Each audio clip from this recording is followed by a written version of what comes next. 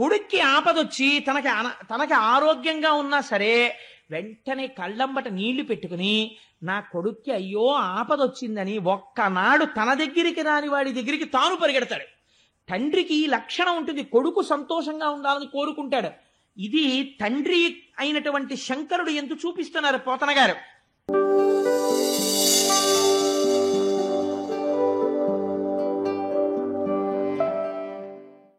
గుడెక్కర్లేదు, గోపురం అక్కర్లేదు, ఈశ్వరుడు ఎక్కడున్నాడు, నా వల్లే అంతా జరిగిపోతోంది అనుకున్న వాడి పని అకస్మాత్తుగా ఎందుకు అవుతుందో పాడైపోవడం అన్నది క్షీరసాగర మథనం భాగవతం వింటే తెలుస్తుంది ఎందుకు పాడైపోతారో జనం.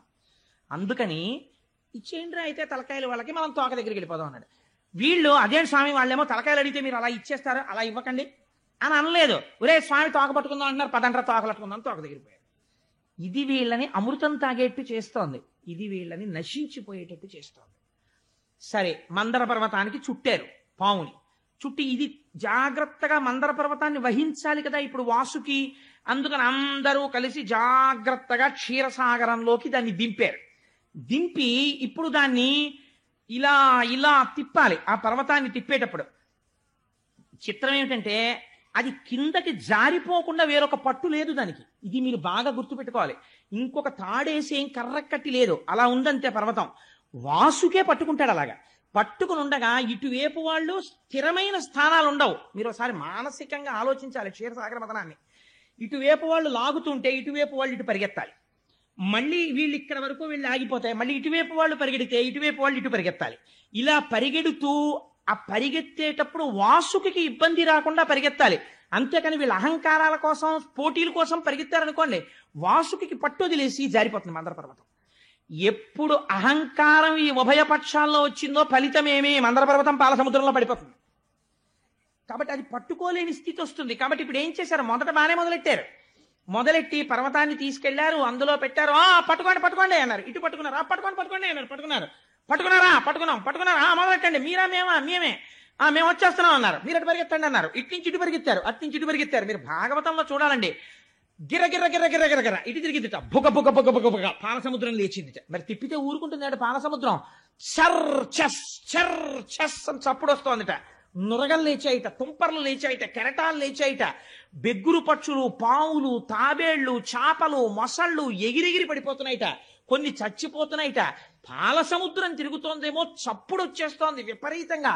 దానికి తోడు బలి బలి బలి బలి వీళ్ళరుపులు, ఓహోహోహో వాళ్ళరుపులు, ఓ పక్క కోలాహలం, ఓ పక్క పాలసముద్రంలో ఈ మందర పర్వతం తిరుగుతున్న చప్పుడు. ఈ చప్పుడికి ఉరేదేదో భలే ఉందిరా తిప్పడం అని చెప్పి ఎవడి మానానవాడు గిరగిరగిరగిరగిరగిర తిప్పేశారు. తిప్పేస్తే ఏమైంది, విడువిడుడని పని పలుకక కడుబరమున మొదలు కుదురు కలుగమి వెడగై బుడబుడ రవమున అఖిలము వడవడవన కంగ మహాద్రివనధిమునింగెన్. ఉరే పట్టు తప్పిపోతాను, మీరు సరిగ్గా చిలకట్లేదు, వదలండి వదలండి వదలండి అంటున్నాడు ఆయన. విడవకుండా తిప్పేశారు, పరిగెడితే పట్టు తప్పిపోయి మందర పర్వతం జారిపోయి అందులో పడిపోయేటప్పటికి పాము ఉండిపోయింది చేతుల్లో, పర్వతం కింద పడిపోయింది. ఇప్పుడు ఈ పాము ఎందుకు, పైగా తలలు ఎవరి వైపు ఉన్నాయి. ఊరే నా వీపు మండిపోయింది, ఏమిట్రా తిప్పడం, తాకతో కరవదు, తలతో కరుస్తుంది. ఎవరు పట్టుకుని ఉన్నారు, దానవులు ఉన్నారు. ఈశ్వరుడి మాట తిరస్కరించిన వాడికి ఇలాంటి ఫలితాలు వస్తాయి, అతి తెలివితేటలకు పోయి ఆలోచిస్తే. కాబట్టి ఇప్పుడు అందరూ పావుని పక్కనెట్టేసి, ఆయన ఇంకా ఊరుకున్నాడు, శ్రీమన్నారాయణుడు ఉన్నాడని. అందరూ ఆయన వంక చూస్తున్నారు ఏం చెయ్యాలని. ఆయన క్యాంప్ చేశారు కదండి, ఆయన అలా ఉట్టినే ఊరుకునేవాడు ఆయన. ఈశ్వరానుగ్రహం అంటే ఎలా ఉంటుందో చూడండి నిజంగా. సవరనైలక్షయోజనముల వెడలుపై కడు కఠోరమైన కర్పరమును అదనైన బ్రహ్మాండమైన నాహారించు ఘనతరంబగు ముఖ గహ్వరంబు సకల చరాచర జంతు రాసుల నెల్ల మృంగిలోగును నట్టి మేటి కడుపు విశ్వంబుపై వేరు విశ్వంబుపై పడ్డ ఆగిన కదలని అట్టి కాళ్ళు వెలికి లోనికి చనుదెంచు విపుల తుండము అంబుజంబుల పోలెడు అక్షయుగము సుందరంబగు విష్ణుండు సురలతోడి కూర్మి చెలివందనొక మహా కూర్మమయ్యే. ఇక్కడే వాళ్ళతో కలిసి ఉన్నాడు. ఎవ్వరూ గమనించలేని స్థితిలో ఆది కూర్మావతారాన్ని స్వీకరించాడు. కొన్ని లక్షల యోజనముల వెడల్పైన పెద్ద డిప్ప, ఆ డిప్పతో పాలసముద్రం కిందకెళ్ళి ఇంతమంది కదలలేని మందర పర్వతాన్ని తన వీపు మీద పెట్టుకుని ఆ ముందుకి వచ్చి ఇలా ఇలా ఆడిస్తున్నట్ట తుండాన్ని. కళ్ళు తామర పువ్వుల్లా ఉన్నాయిట. 4 కాళ్ళు కదపకుండా అలా పట్టుకుని ఉన్నాడు పాలసముద్రం కింద. ఇప్పుడు తానే ఆధారం అయ్యాడు, మందరగిరి మళ్ళీ పడిపోకుండా, వీళ్ళు సరిగ్గా తిప్పలేకపోతున్నారు. పట్టుకున్నాడు. పట్టుకుని ఆ ఆహారం అది నిజంగా తింటే ఈ బ్రహ్మాండములన్నింటినీ తిని జీర్ణం చేసుకోగలదు అంత కడుపు. ఎందుకని విశ్వం విష్ణుర్వషట్కారో భూత భవ్య భవత్ప్రభు భూతకృద్భూత భృద్భావో భూతాత్మా పూత భావన. ఇది విష్ణు సహస్రానికి దర్శనం అంటే. అటువంటి వాడై ఆదికూర్మమై పాలసముద్రము కింద పడుకున్నాడు. ఆయన వీపు మీద మందర పర్వతం మళ్ళీ లేచి నిలబడింది. మళ్ళీ ఎక్కడున్నాడు? మళ్ళీ ఒడ్డునున్నాడు. ఈశ్వరుడికి దుస్సాధ్యములు ఉండవు, అది ఈశ్వర శక్తి అన్నాడు. ఒరే అదిగో మందర పర్వతాన్ని మళ్ళీ పైకి లేచింది చూసారా, ఆదికూర్మం మీద నించుంది, కింద ఆదికూర్మం భరిస్తోంది. కాబట్టి ఇప్పుడు మీకు కంగారు లేదు, మళ్ళీ చుట్టండి వాసుకుని అన్నాడు. అంటే ఆయన అన్నాడు, బాబోయ్ నాకు ఒరుసుకుపోతోంది అన్నాడు. నీకేం పర్వాలేదు, నేను రక్ష చేస్తానన్నాడు. మళ్ళీ చుట్టారు. ఇంత మందర పర్వతం వీపు మీద తిరిగిపోతుంటే ఆదికూర్మానికి బాధ పెట్టదా అంటే, ఆయనకి ఎప్పటి నుంచో కొద్దిగా వీపు దురదెడుతోంది, గోకేవాడి కోసం చూస్తున్నాడు. అందుకని మందర పర్వతం తిరిగితే ఆయన దురద తీరలేదు అన్నారు పోతన గారు. ఎంత గమ్మత్తుగా చెప్తారో చూడండి. ఆ మందర పర్వతాన్ని పెట్టి మళ్ళీ పావును చుట్టారు. మళ్ళీ వీళ్ళు తలకాయలే పట్టుకున్నారు, ఇది మూఢత్వం. తలకాయలు అట్టుకున్నారు, వాళ్ళు తోకట్టుకున్నారు. మళ్ళీ మొదలెట్టండి అన్నారు. మళ్ళీ ఇద్దరు మళ్ళీ మొదలు పెట్టారు. ఈసారి మళ్ళీ సంతోషం ఎక్కువైపోయింది. ఎందుకంటే ఇప్పుడు ఇంక టాలెంట్ ఎక్కర్లేదు, కింద ఆదికూర్మ ఉంది, మందరగిరిని తిప్పేస్తే చాలు. ఎంత సంతోషం వచ్చేసిందో.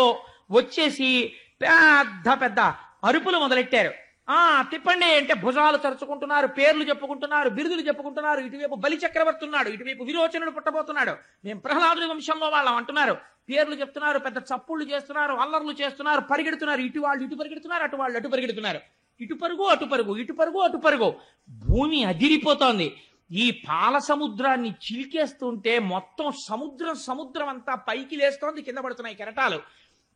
అడుగున ఉన్నటువంటి అనేకమైనటువంటి జీవరాశులు కల్లోల పడిపోతున్నాయి. తిమింగలాలు కూడా ఆ మందరగిరి తిరుగుతున్నప్పుడు దాని అంచులు తగిలి, దెబ్బలు తగిలి అటు ఇటు నోళ్లు తెరుచుకుని తిరుగుతున్నాయి. సిద్ధులు, చారణులు, యక్షులు, గంధర్వులు, కిన్నెరులు, కింపురుషులు, దేవతలు ఆకాశంలో నిలబడిపోయారు.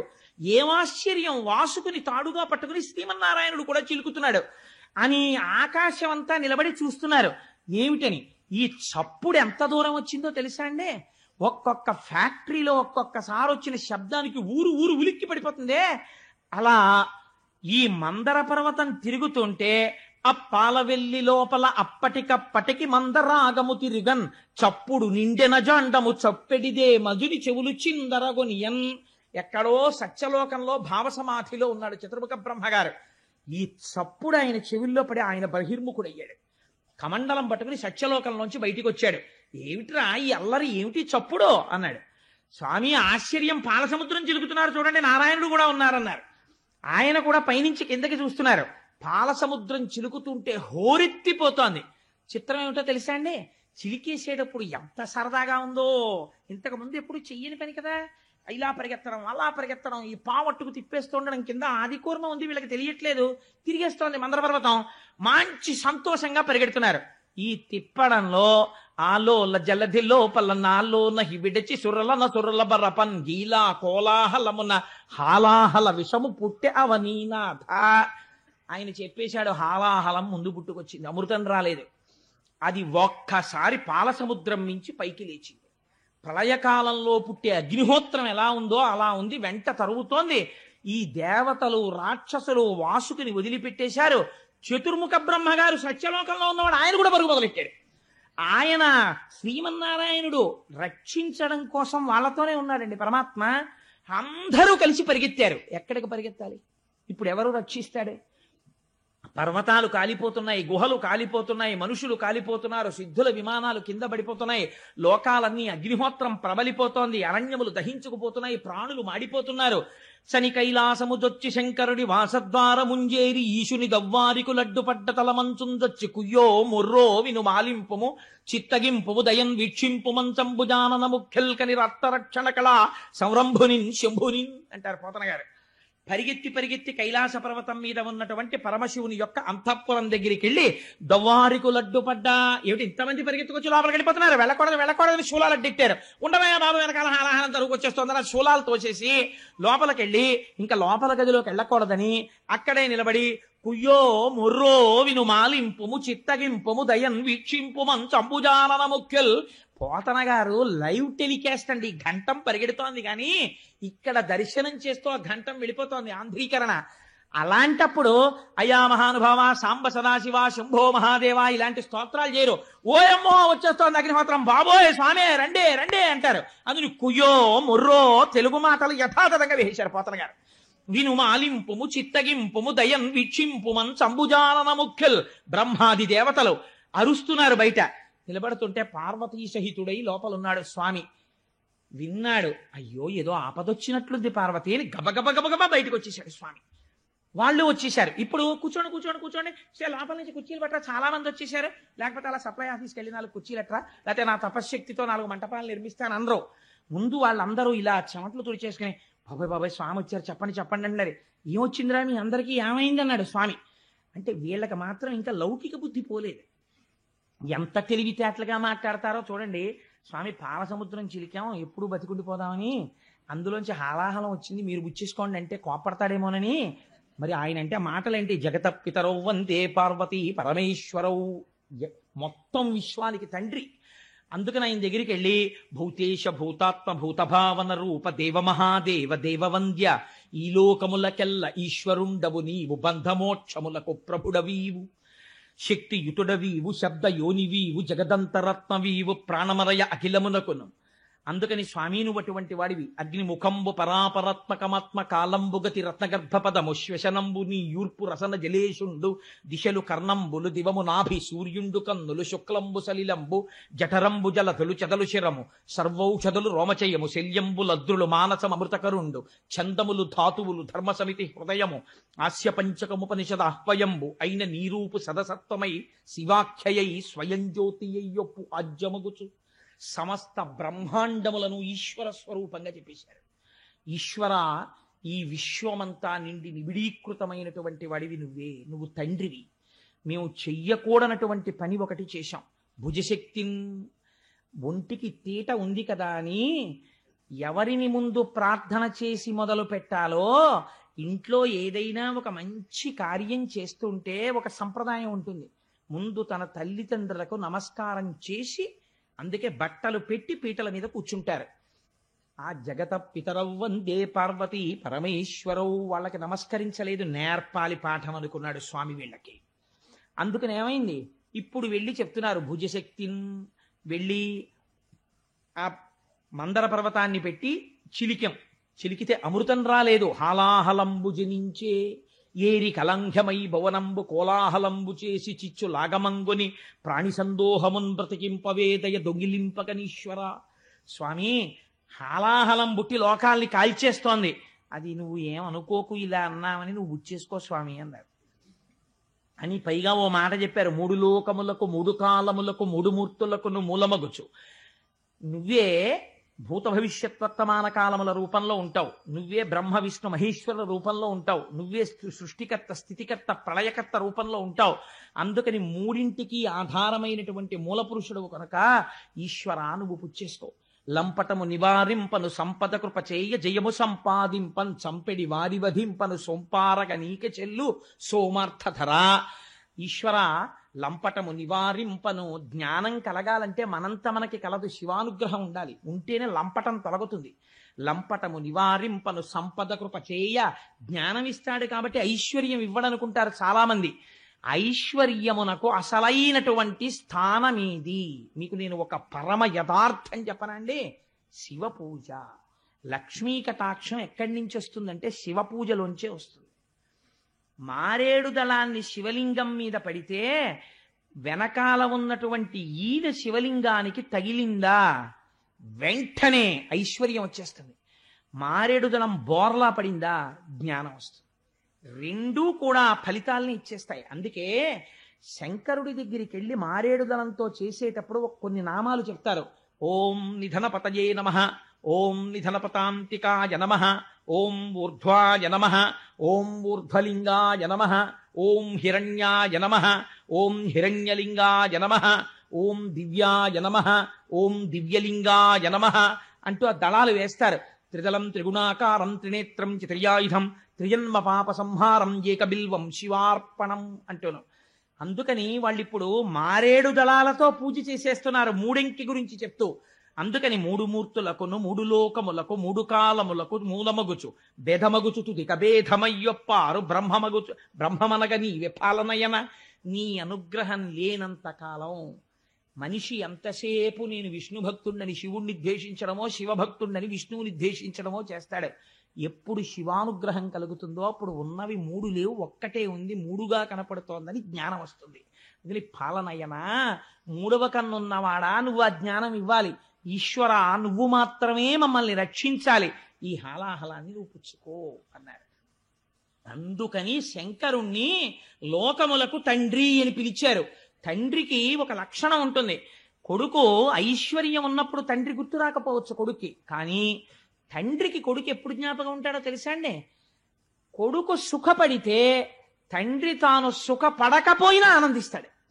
వాడు ఏసీలో ఉన్నాడు, వాడు కారులో ఉన్నాడు, వాడు సంతోషంగా ఉన్నాడు, వాడు ఆరోగ్యంగా ఉన్నాడంటే ఇక్కడ తండ్రి ఓ పెంకుటింట్లో ఉన్నా, ఓ డాబా ఇంట్లో ఉన్నా, పోన్లే నా కొడుకులు సుఖంగా ఉన్నారు, నా కోడళ్ళు సుఖంగా ఉన్నారు, నా కూతుళ్ళు సుఖంగా ఉన్నారు, అల్లుళ్ళు సుఖంగా ఉన్నారు అంటాడు.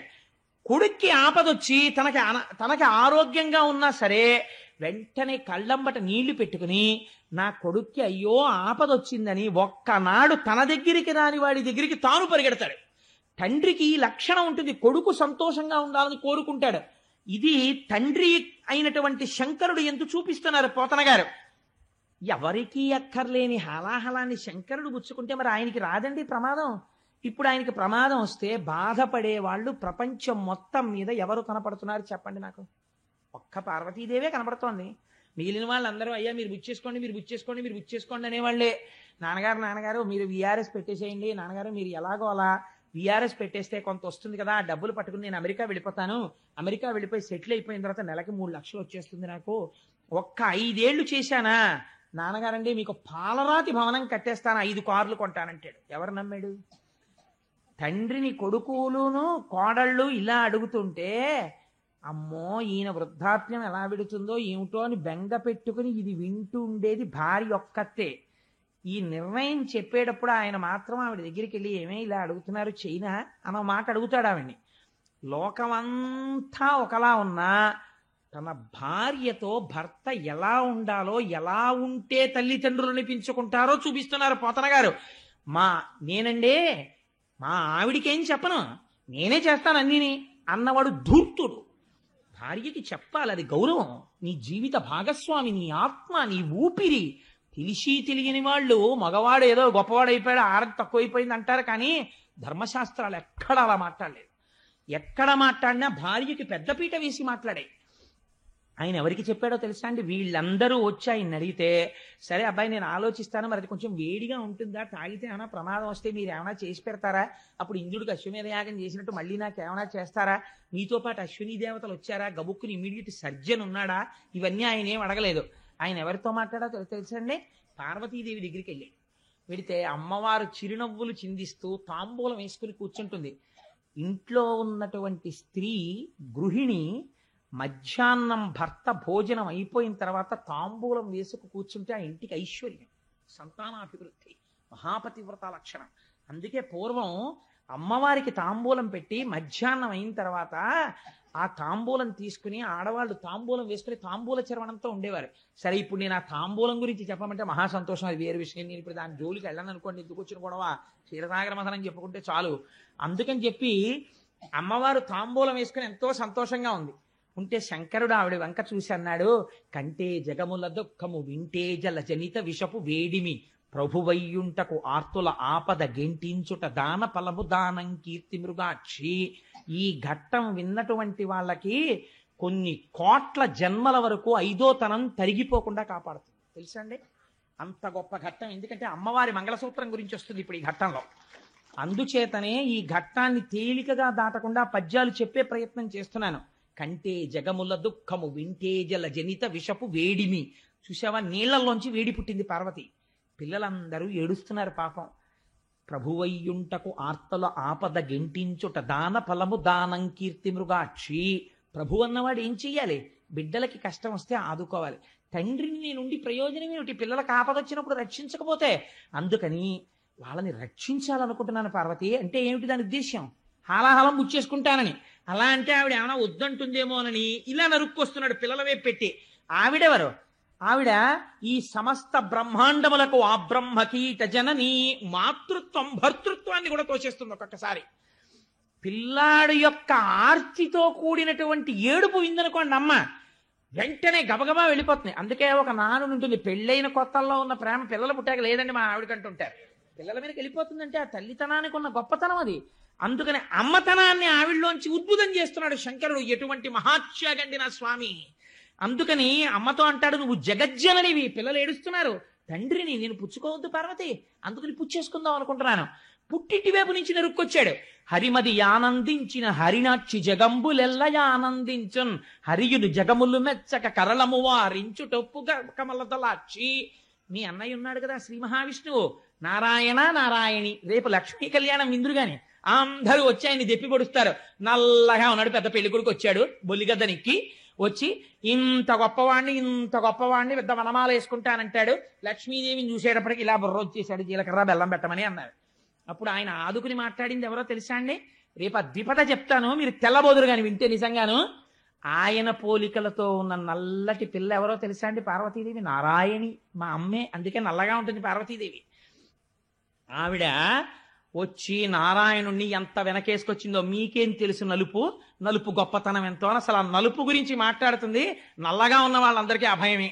అలాంటివి చెప్పి ఏమిటో నలుపు అంటారు, మా నలుపులో ఎంత నాణ్యం ఉందో అని చెప్పుకోవచ్చు. అంత నలుపు గురించి చెప్పింది ఆవిడ ఆ రోజున. రేపు వస్తుంది పార్వతి లక్ష్మీ కళ్యాణంలో చూద్దురు గాని. అందుకని అటువంటి తల్లి కదా ఆ నారాయణుడు. నారాయణి స్త్రీ రూపంలో ఉంటే పార్వతీదేవి, పురుష రూపంలో ఉంటే శ్రీ మహావిష్ణువు. అందుకే ఇద్దరు అలంకార ప్రియులై ఉంటారు. ఇద్దరూ ఈశ్వరుడి పక్కకే చేరిపోతారు, పరమశివుడి పక్కకి. అందుకని చిత్రం ఏమిటంటే ఈ పార్వతీదేవి వంక చూసి చెప్తున్నాడు, మీ అన్నయ్య స్థితికారుడు, లోకాలన్నింటినీ నిలబెట్టాలి. లోకాలకు ఇబ్బంది వచ్చింది, మీ అన్నయ్య కూడా వచ్చాడు. బావమరిది బతకగోరుతాడు, బావమరిది వచ్చినప్పుడు పెద్ద అతిథి. మరి నేను ఆయన్ని సంతోష పెట్టద్దు, ఇవాళ నేను ఆయనకు ఉపకారం చేయదు, మీ అన్నయ్య ఏమైనా అనుకోడు, నా వెళ్ళాలా అవుతుందో అంటే. అందుకని నేను చేసేస్తాను. వాళ్ళది ఎంత పవిత్రమైన అనుబంధం అండి. ఈ శివకేశవుల మధ్య భేదాలు చెప్పే వాళ్ళకి నోళ్ళు ఎలా వస్తాయో నాకు అర్థం కాదు, ఏ పురాణంలో లేనిది. అందుకని హరిమది ఆనందించిన హరినాక్షి జగంబులెల్లయానందించున్ హరియును జగములు మెచ్చక గరళము వారించుటొప్పు కమలదలాక్షి. భక్షింతు హాలాహలమును రక్షింతును ప్రాణికోట్లు మధుర.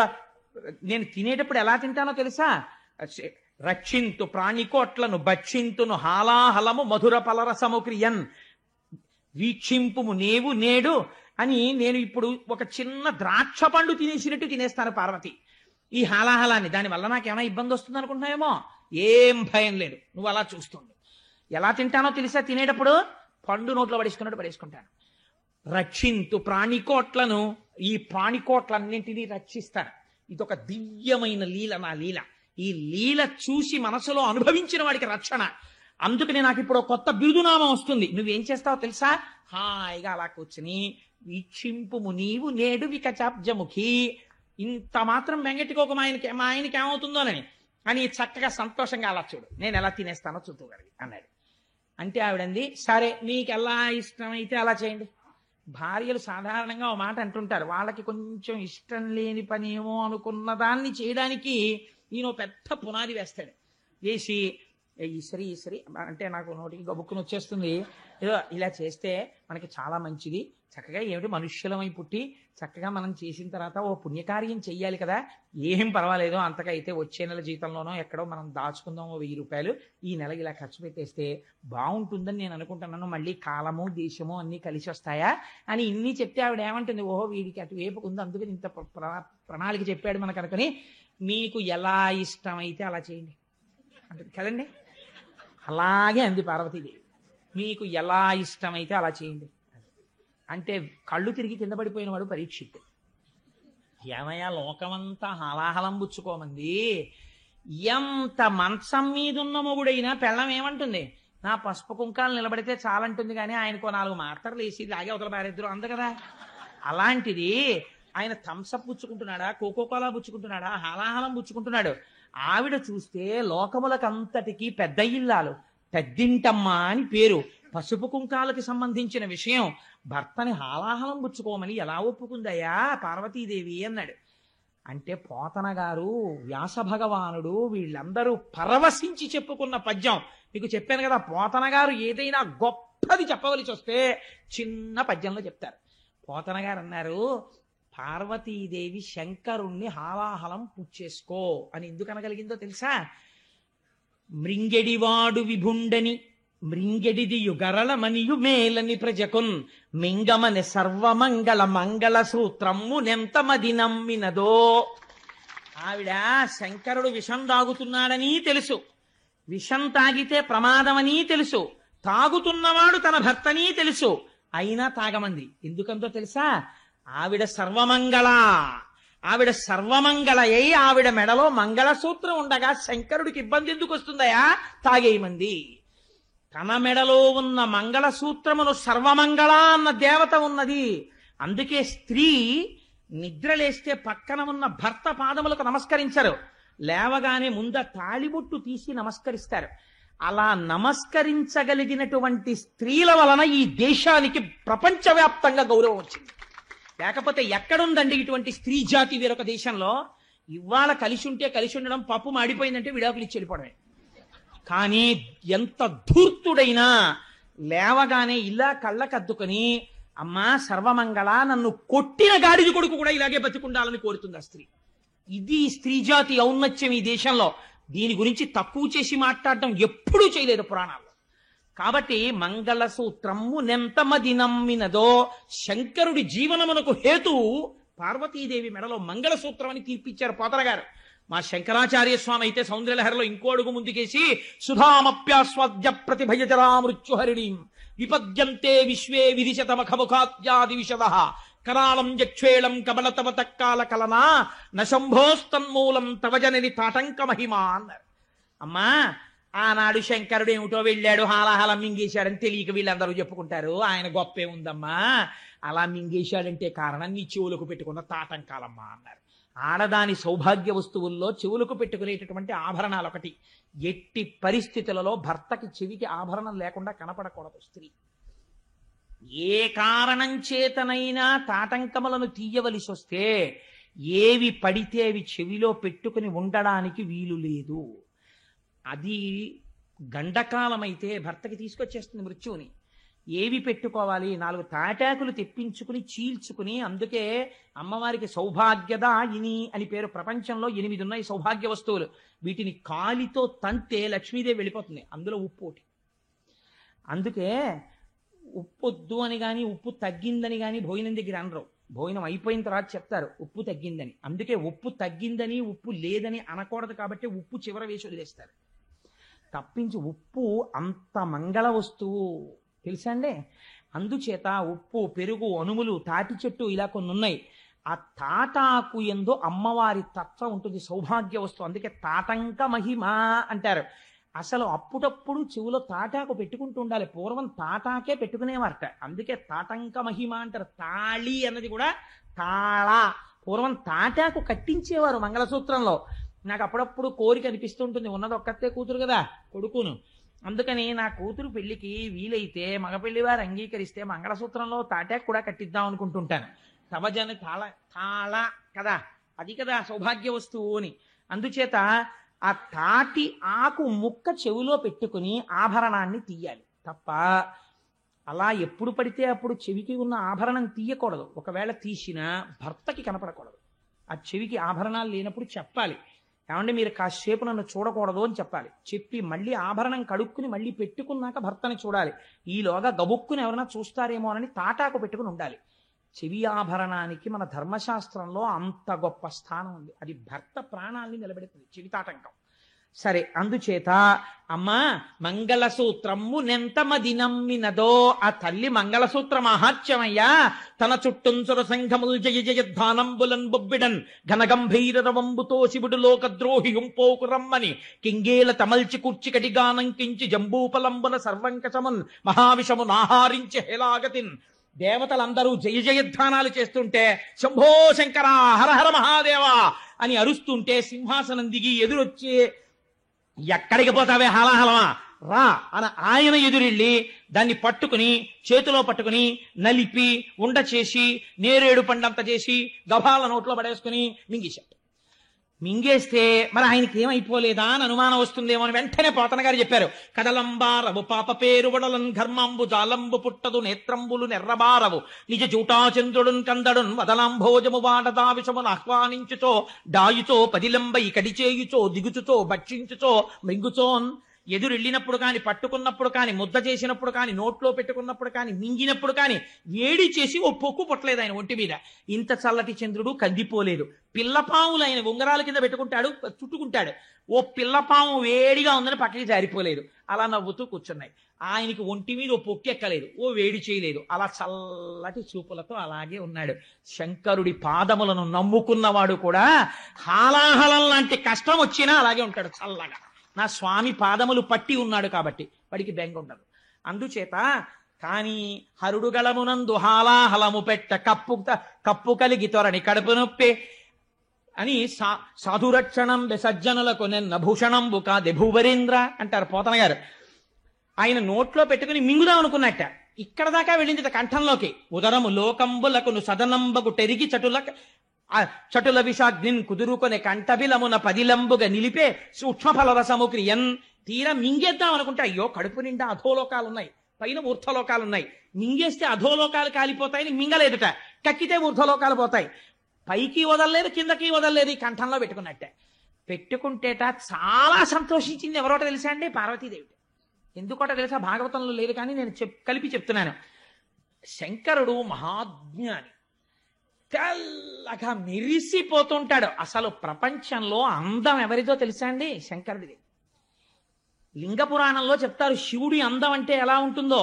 సామాన్యమైన అందం కాదైంది. అప్రాకృత శరీరం తం అతిమన్మథరూపిణం ఘృతరీతి ఘనీభూతం సచ్చిదానంద విగ్రహం. అలా ఉంటాడు ఆయన. పేరుకున్న నెయ్యిలా ఉంటాడు, అంత తెల్లగా. అటువంటి మహాత్ముడు మహాజ్ఞాని. మెళ్ళో ఓ పూసల గొలుసు కూడా వేసుకోడు బంగారంది. పార్వతీదేవో సమస్త ఐశ్వర్యములకు ఆటపట్టు. అమ్మవారికి కోరికుండేదట మా ఆయన కూడా చక్కగా ఏమైనా నీల పతకం ఉన్న గొలుసు ఒకటి వేసుకుంటే ఎప్పుడైనా అలా ఉత్తరీయం వేసి కూర్చుంటే ఆ తెల్లటి గుండెల మీద నీలం పతకంతో గొలుసు వేసి కూర్చుంటే ఎంత బాగుంటాడో అనుకునేది. ఎప్పుడైనా వెళ్ళి ఏమండి ఈ పండక్కి అయినప్పుడు అక్కర్లేదు, ఈ పావులు చాలు అనేవాడు నాగభూషణుడు. అందుకని చంద్రోద్భాసిత శేఖరే స్మరహరే గంగాధరే శంకరే సర్పైర్భూషిత కంఠకర్ణ వివరే నేత్రోద్ధ వైశ్వానరే దంతిత్తకృత సుందరాంబరధరే త్రైలోక్య సారే హరే మోక్షార్థం కురుచిత్త వృత్తి మమలాం అంతైస్తు కింకర్మభిహి అంటారు శంకర భగవత్పాదులు. ఆయన చేసిన లీలల వల్ల ఆయనకి ఆభరణాలు వచ్చాయి. అందుకని నాగాభరణుడు ఆయన. అందుకని ఆయన ఏం పుచ్చుకోడు. కానీ ఇవాళ కంఠంలో నీలంగా ఉండిపోయిందిట ఆ విషయం. ఉండిపోతే పార్వతీదేవి అనుకుందిట, అబ్బాయి నాళ్ళకి నీలమణి పెట్టుకుంటే కంఠం నీలంగా కాంతి పడి ఎలా ఉంటుందో మా ఆయన అలా ఉన్నాడని పొంగిపోయిందిట. లోకం పొంగిపోయిందిట. కడుపులోకి తీసుకోలేదు, బయటికి వదలలేదు, కంఠంలో పెట్టుకున్నాడని లోకం పొంగిపోయిందిట. అప్పటి నుంచి ఆయనకు పేరు వచ్చింది నీలలోహితుడు, నీలగ్రీవుడు అని. ఆయనకి నీలకంఠుడు అని పేరు.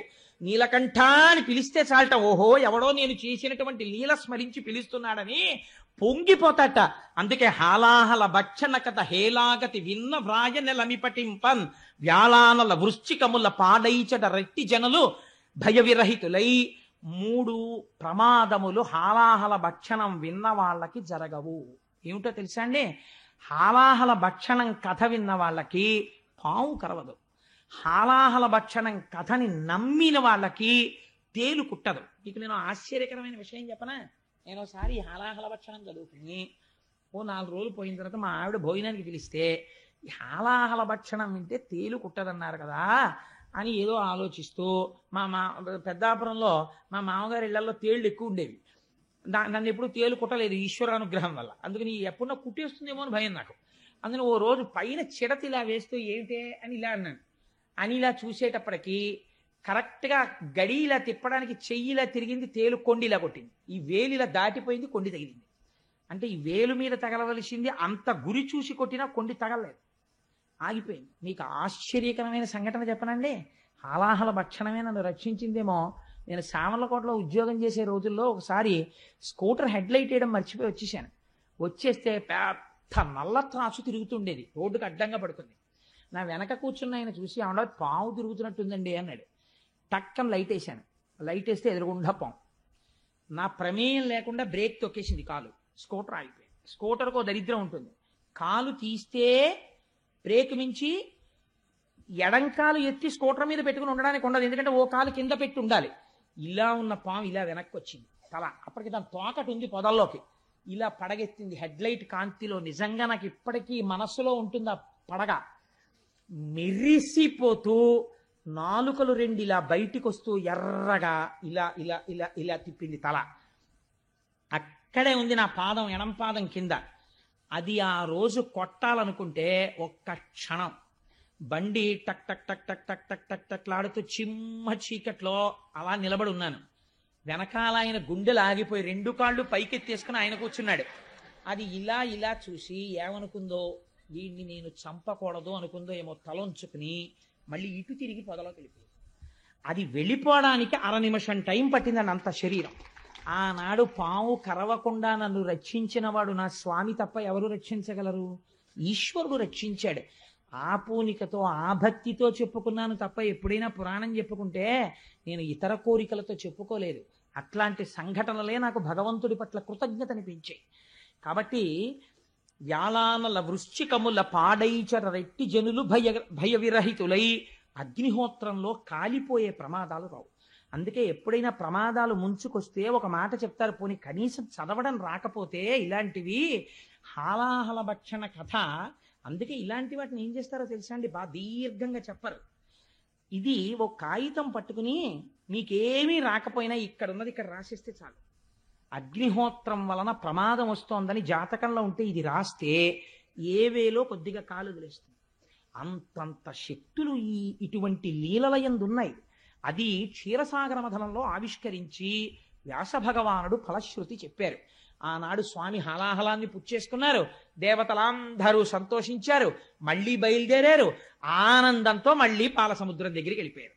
అమ్మయ్యా, మొత్తానికి హాలాహల భక్షణం అయిపోయింది. ఈ పుణ్యమాని పార్వతీ పరమేశ్వరులు ఇద్దరిని చూసేశాం,